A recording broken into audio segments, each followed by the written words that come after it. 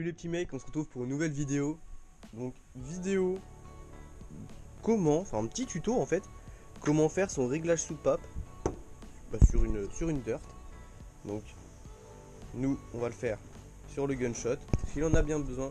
Ça fait 10 heures que j'ai, enfin par rapport à mon compteur d'heures, et ça fait 10 heures et j'en ai toujours pas refait, donc je vais refaire un petit réglage soupape, ça lui fera que du bien. Donc pour cette vidéo, je dois remercier WKX Racing qui m'a envoyé un outil de réglage des soupapes. Donc j'en avais pas. Et en fait, vous allez voir que ça va vraiment me changer la vie. Parce que en fait, il y a vraiment un gain de temps avec cet outil là. Et j'aurais su, je l'aurais acheté bien avant parce qu'en fait c'est vraiment un gain de temps et on est vraiment largement plus précis dans ces réglages quand on a cet outil là. Voilà, donc je voulais les remercier pour me l'avoir envoyé. Franchement, c'est vraiment cool à eux. Donc, voilà. J'ai un code promo à la sortie de cette vidéo, Pit Power. Donc, pendant 15 jours après la date de sortie, je mets tout en description et c'est un commentaire épinglé. Donc, le code promo, etc. Comment l'utiliser, à quoi il sert, etc. etc. Et voilà. Donc, ouais, vraiment, c'est un gadget que j'aurais dû acheter il y a bien longtemps. C'est un truc que j'aurais dû acheter il y a bien longtemps et que je me suis dit vas-y non, ça sert pas à grand chose, et qu'en fin de compte vous allez voir que ça sert vraiment à quelque chose et que c'est un putain de gain de temps. Parce que sans ce truc là en fait on doit en fait le faire. Enfin moi ce que je fais personnellement c'est que je prends une pince et j'ai une bon, on va prendre pour pas perdre de temps, on va prendre par exemple, on dit que ça c'est une comment on appelle ça. Bon, vous avez compris, c'est une truc de neuf. Et en fait, moi, quand je fais mon réglage soupape, une fois que j'ai pris la bonne cote, avec, non, il est pas là, il est là. Une fois que j'ai les bonnes cotes avec mon jeu de cale, tout simplement, en fait, je coince, hop, avec ma pince, le petit écrou, vous allez voir, je vais tout vous montrer après. Et en fait, je dois tenir et à la deuxième main serrer. Et en fait, ce qui fait que ton réglage soupape, en fait, il est bon sans être bon, parce qu'en fait, tu auras forcément un petit décalage et du coup, en fait, tu peux pas être hyper précis. Alors qu'avec cet outil-là, en fait, tu es précis. Bon, les petits gars, pour pouvoir commencer, enfin, pour pouvoir faire son réglage de nos soupapes, il vous faut d'abord, retirer le cache allumage. Donc, on a 3 petites vis. C'est des vis de 8, donc une petite douille de 8. Ça, on le retire. On retire ça, donc 4 vis. Ça dépend des moteurs. Mais pour ces moteurs là, c'est 4 vis de 10. Et pour les moteurs... attendez, je vais vous montrer. Pour les moteurs un peu plus basiques, enfin basique, il n'y a pas de moteur basique, mais pour vous montrer, sur les moteurs type YX, on a juste le cache, il est juste tenu par une petite vis de 10 là. Donc on a juste à retirer celle-là, hop, on le retire. Et après c'est bon. Et on accède du coup à l'engrenage, etc. Je vais vous montrer ça. Donc on a juste à retirer le cache allumage, donc 3 petites vis, on retire nos 4 vis pour les YX V3 type KLX et enfin 160 Tokawa, tout ce qu'il y a avec. Donc on retire ça, hop, donc 3 vis et 4 vis de 10 pour après caler notre allumage au repère T, ce qui permet de libérer nos soupapes. Et après on aura juste à retirer ces 2 vis là, hop, 2 vis en haut, pour après pouvoir accéder à nos soupapes. Du coup, on se retrouve là, donc faites bien attention quand vous retirez ce petit carter du cache distribution. Ce qu'il faut bien faire attention les gars, c'est que déjà faites votre réglage à froid, et de deux, faites bien attention parce qu'il y a toujours un petit peu d'huile, donc ça peut couler, donc mettez bien un petit chiffon au cas où. Et en fait, pour se mettre au repère T, regardez. Là, normalement, dans la logique des choses, j'y suis, regardez. Je suis aligné là, avec ce petit pinçon, au petit repère du carter. Voilà. Et mon petit repère T, donc le repère T, il est là. Il est... Attendez, hop, c'est aligné ensemble, regardez. Ça, c'est aligné à lui. Et lui, il est aligné à là. Voilà. Donc là, vous êtes sur le repère T. Et normalement, dans la logique des choses, c'est pas normalement, c'est sûr. Là, on va retirer ce petit cache là, donc ça cache les soupapes en haut et en bas. Faites attention bien à celui de l'échappement. Celui de l'échappement, quand vous allez retirer les deux vis, il y a forcément de l'huile qui va couler. Donc mettez bien un petit récipient ou du chiffon pour éviter de tout de faire tout et n'importe quoi. Voilà. Donc je retire ces deux caches. Tirer le petit carter du bas qui cache les soupapes. Donc on peut voir, c'est plein d'huile. Voilà. D'ailleurs je vais pas tarder à faire ma petite vidange. Petite vidéo qui va arriver sur la chaîne aussi.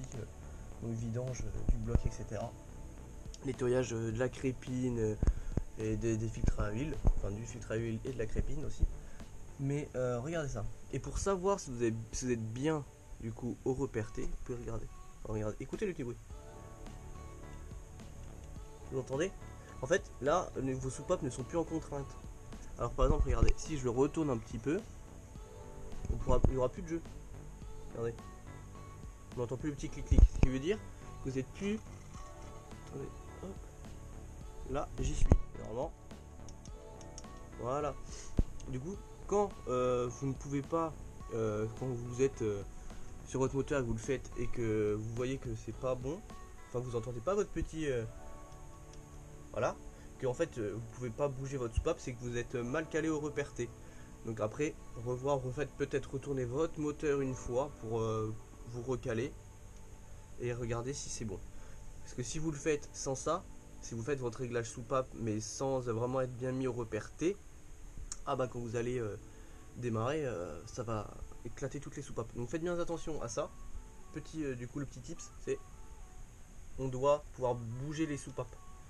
Donc, pour ce qui est de la soupape au niveau échappement, moi quand j'avais fait mon réglage soupape, je mets 0,5 admission, 0,7 échappement. Après tout le monde est un peu comme il veut, il y en a qui mettent 0,6, 0,8, il y en a qui mettent 10, 10. Faites comme vous voulez. Voilà, moi je sais que je mets 0,5 admission, enfin 0,05 admission, 0,07 échappement. Et là, en fait, je peux passer ma cale de 10. Regardez. Regardez. Et ma cale en plus passe plutôt facilement. C'est-à-dire que mon jeu en 5-7 heures là, il a beaucoup bougé au niveau de l'échappement. De toute façon, je le ressentais. Parce que mon moteur fait quand même un tout petit cliquetis du fait que la culasse a un peu d'heures, enfin pas mal d'heures, et puis les calyx fait toujours un peu cliquetis. Surtout le mien fait un petit cliquetis comment on appelle ça, au ralenti, mais une fois qu'on accélère un petit peu, il n'y a plus de cliquetis. Donc c'est pas très grave, mais ça prouve bien que mon jeu est à refaire. Du coup, j'arrive à passer ma cale de 0,10 en plus assez facilement, ce qui veut dire que j'ai peut-être 0,12, et ce qui est beaucoup trop. Donc je vais reprendre le jeu, bah, du coup pour lui remettre 0,7, parce qu'il y a quand même un sacré écart entre 0,7 et je pense que je dois avoir 0,10, ou enfin un peu plus de 0,10, peut-être 0,11, quelque chose comme ça. Mais du coup c'est beaucoup trop. Donc je confirme bien que en haut, vous voyez, du coup mon jeu que j'ai fait la dernière fois, il était bon sans être bon. Parce que vu que je le faisais à ma manière, comme je vous ai dit, avec la petite pince et la clé de 9, en fin de compte, quand j'ai mis 0,05 en haut, je l'ai mal fait. Ce qui fait que en haut, j'ai plus entre 0,04 et 0,03. Donc ce qui est pas bon. En bas, ça s'est juste déréglé, mais en haut, normalement, parce que sur ce moteur-là, je sais pas pourquoi, pour ma part en tout cas, le côté échappement a plus tendance à un peu à se dérégler que le haut.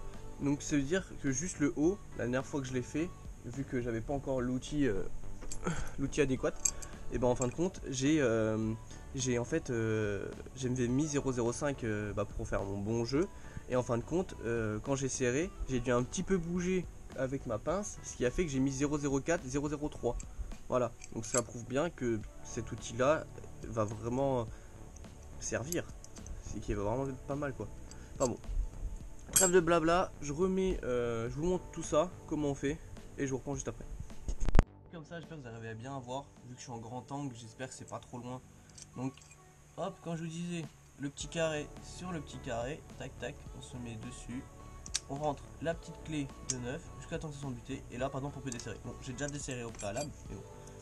Donc là on prend notre jeu de cale, du coup pour notre part on met 0,07 comme je vous avais dit. Donc là on peut voir que je l'avais un petit peu resserré, donc ça ne passe plus. Regardez. Là, on a beaucoup trop de jeux. Donc du coup, on resserre avec notre main. Et là, on peut voir que là, c'est déjà mieux. Mais on veut vraiment un jeu parfait. Faut juste que ça vienne les chouiller. Hop là.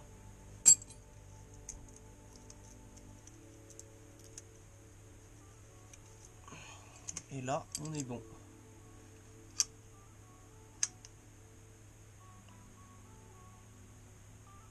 Hop, petit dernier tour de clé. Et là, on est bon parce que du coup, ça les chouille. Bon, j'ai coupé où j'ai galéré à bien retrouver le réglage, mais bon. Donc là, c'est good.